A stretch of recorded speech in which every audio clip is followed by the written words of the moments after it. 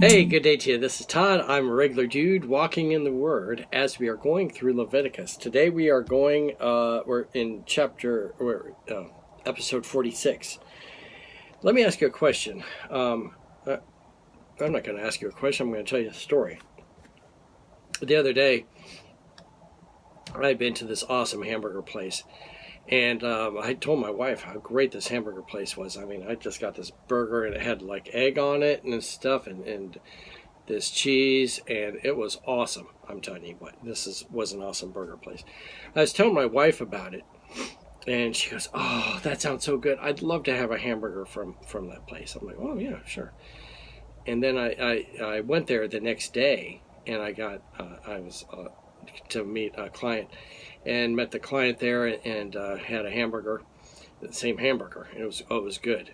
And then I actually went home later that day, and I forgot about my wife wanted a hamburger from that place.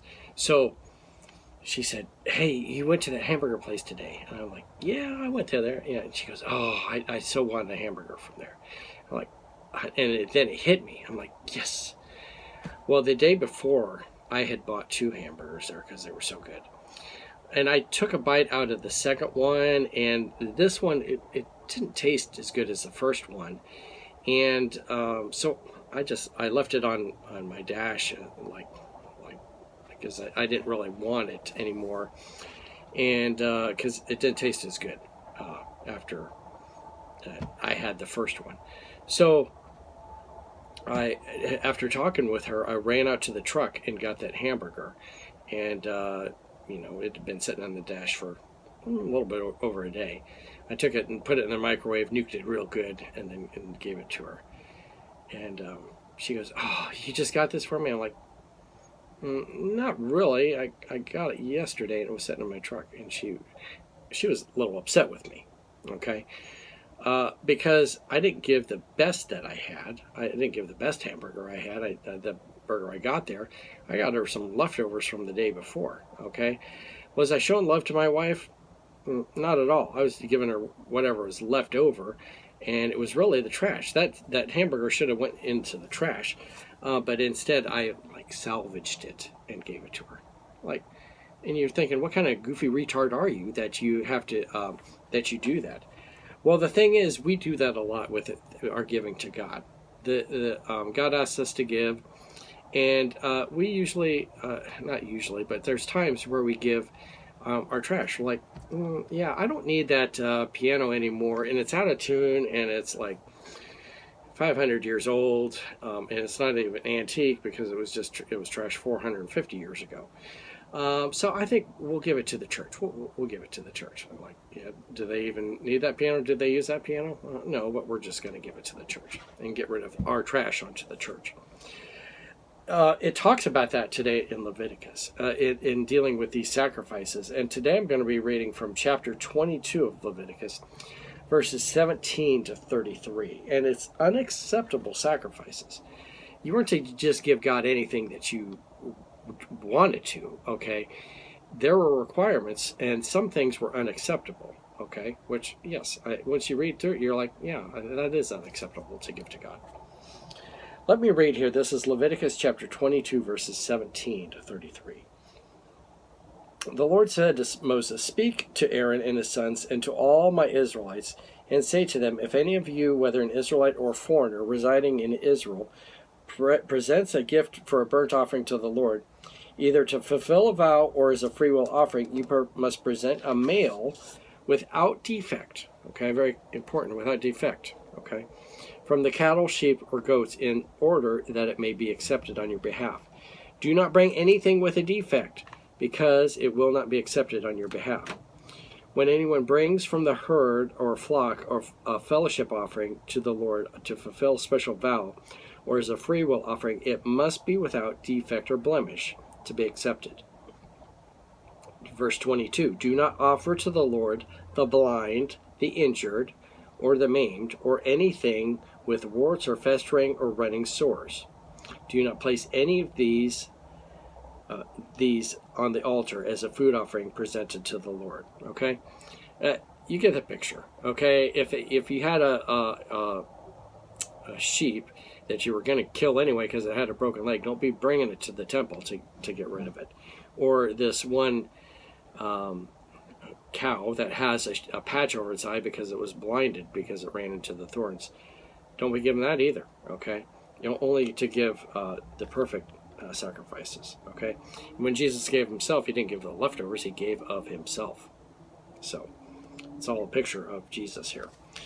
Verse 23, you may, however, present as a free will offering an ox or sheep that is deformed or stunted, but will not be accepted in fulfillment of a vow.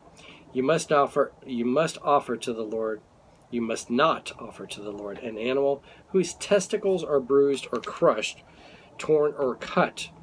You must not do this in your own land. You must not accept such animals from the hand of a foreigner and offer them as food for your God.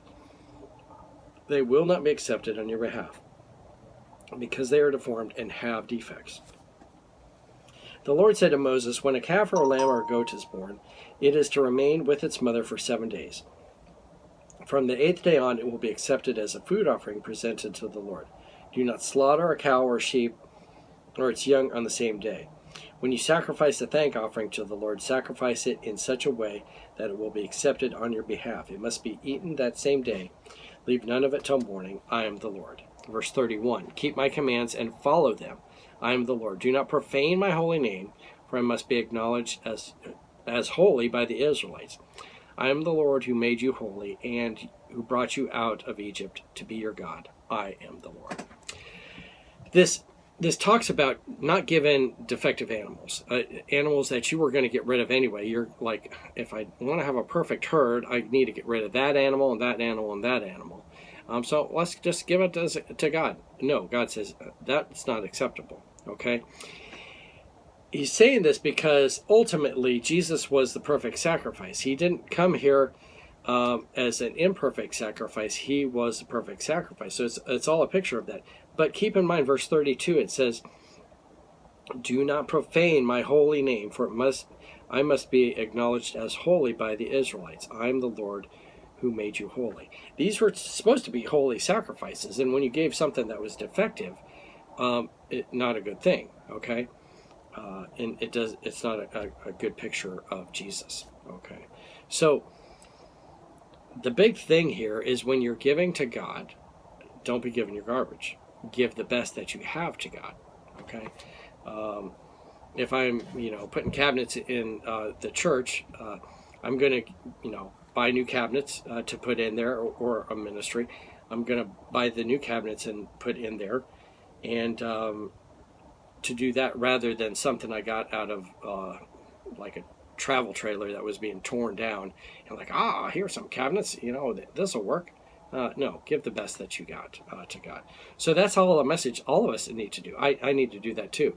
I need to watch what I'm giving into the church and to other ministries, and give the best to them. Okay, and first you need to be given. Okay, and then secondly, giving your best, not your trash. Okay, the church is not a garbage dump. Hey, thanks for watching. I am a regular dude walking in the Word, and I look forward to seeing you tomorrow as we continue our journey through Leviticus, and we start chapter 23 tomorrow with all the festivals. Lord's blessing. I'll see you tomorrow.